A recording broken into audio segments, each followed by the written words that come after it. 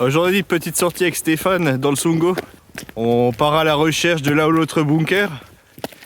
On va voir ce qu'on va trouver.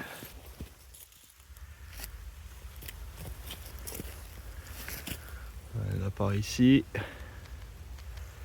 Et juste en face de nous. Alors on s'approche d'un premier. On se met dans la brousse.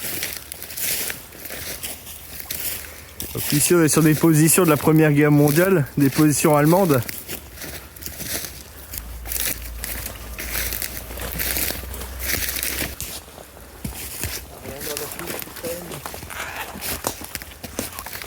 Je dirais que celui-là il a aussi pris quelques coups. Hein. Ouais. Ah, il y a des impacts. Hein. Alors, on n'est pas très loin des premières lignes françaises, on doit être à moins d'1 kilomètre à vol d'oiseau.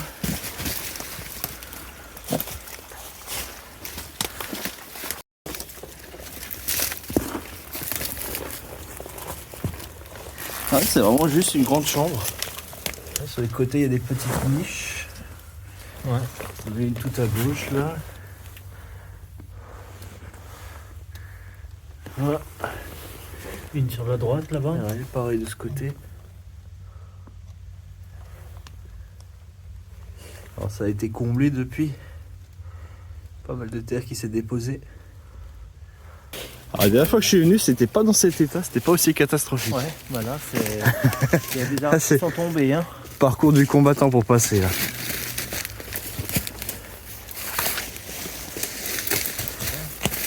Avec des éléments préfabriqués là, des briques, non? Ouais.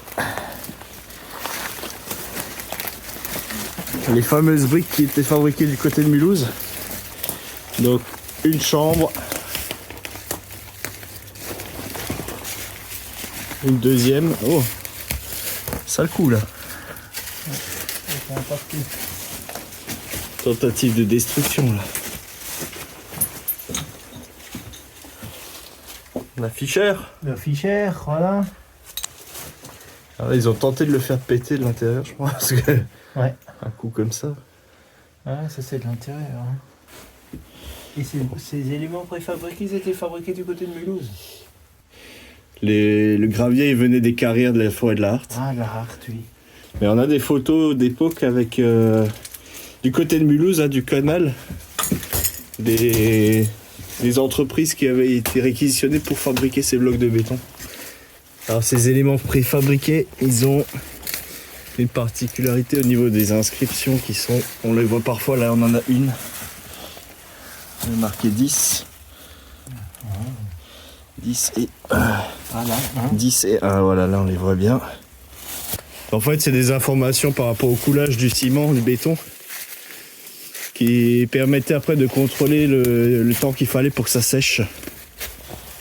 Ouais, ici aussi, donc on a en bas 13,1 et au-dessus 1333. Alors peut-être que 13,1 ça correspond à la date, tu vois, 13 janvier. Ouais. Est-ce que c'est un éclat d'obus ça qui est dedans? Ouais, c'est bien un éclat d'obus. Ouais. Bien vu. Souvent ils faisaient ça pour. Pour conjurer le mauvais sort. Ouais. Ouais. C'est vrai qu'il est un peu grossier le coulage devant. Et on voit vraiment la façon dont ça a été fait. On a ici, vraiment sur le côté ici, un gros pilier de béton armé. C'est normal parce que c'est une face qui est exposée au front, au tir de l'ennemi. Et après, il y a du remplissage avec ici les blocs de béton préfabriqués.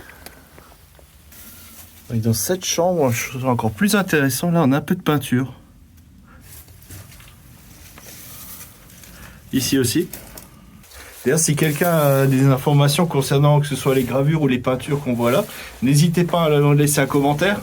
C'est toujours intéressant si vous avez des informations techniques à m'apporter. On va continuer par là. D'ailleurs, ce qui est intéressant de voir aussi, c'est qu'on est vraiment en zone de combat. Donc là, on a notre blocos.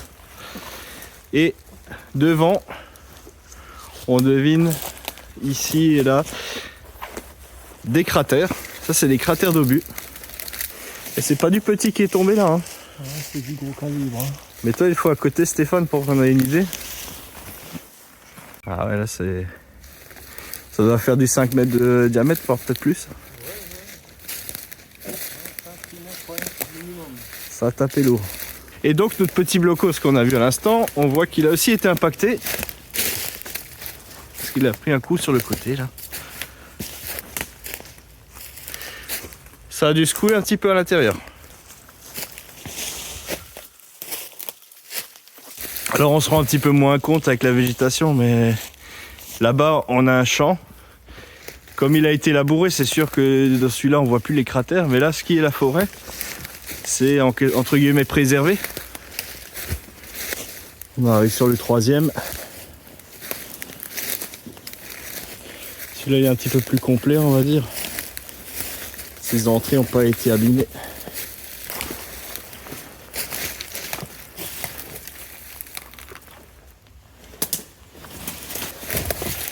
Ouais, ici c'est intérieur tournant du lait. Je vois bien les inscriptions visibles là sur les...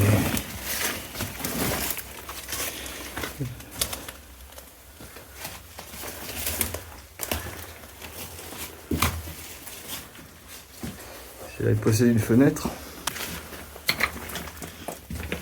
En direction des lignes ennemies. Encore un petit peu de bois. Sacrée épaisseur de béton. 52 mètres. Ouais, facile, ouais, 2 mètres je dirais. Ah, c'est marrant, ouais, cette ouverture. Permet. Avec les piquets là. Les piquets, ouais. Bon, il n'y a pas la place pour se faufiler, hein. Ça fait la hauteur du téléphone grosso modo. Bon, ici les tôles ont complètement disparu. Alors si elles étaient faites en acier inoxydable, elles ont pu être récupérées. En galvanisé, pardon. Et sinon c'était de l'acier standard qui aurait pu complètement pourrir. Ce qui est possible aussi, c'est que ça a été récupéré par les paysans après-guerre. Hein. On en voit souvent dans les différents jardins, dans les anciennes fermes. Toujours un petit trou de but juste à côté. Aussi, hein. Ah non, ça c'est intéressant. Ça c'est plutôt un arbre qui était... On voit qu'ici un arbre qui avait poussé. Et plutôt que de le couper, ils sont allés se mettre en appui dessus. Vous voyez? La forme c'est ça.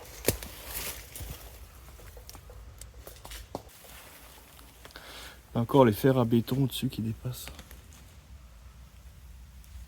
Nos 2 fenêtres.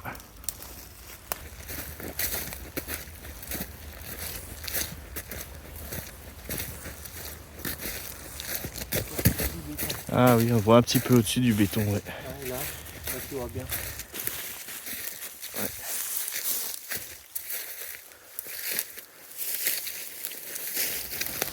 Bon, celui-là, malheureusement, il est complètement bouché. On doit avoir un abri là en dessous. Ouais, parce que c'est bizarre, un truc comme Ouais. ça en plein milieu d'un champ. Oui, c'est clair. Parce que les paysans, dès qu'ils peuvent utiliser une parcelle, C'est vraiment un îlot au milieu du champ. tout à fait. Ah, peut-être pas tout à fait au milieu, mais, mais dans le champ, oui. Dans le champ. Donc, ici l'îlot en béton. Par là-bas, le premier blocos qu'on a vu. Le deuxième et le troisième est là-bas. Voilà. Donc pour l'instant, ça nous fait 4 blocos. On va voir si on en trouve encore ailleurs.